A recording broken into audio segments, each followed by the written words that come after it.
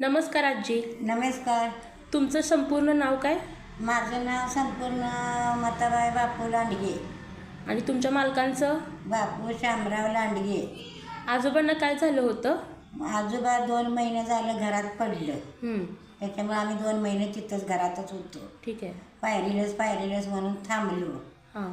त्यांच्यामुळं मग आम्ही ह्या दवाखान्यात आलो. ह्या दवाखान्यात आल्यानंतर त्याने आमचं मालकाचं ऑपरेशन करून 1 न रुपया घेता आमचं चांगलं त्याने केलं.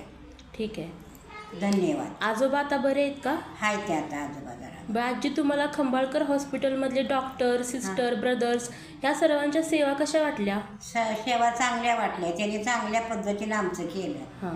आम्ही काहीही केलं नाही.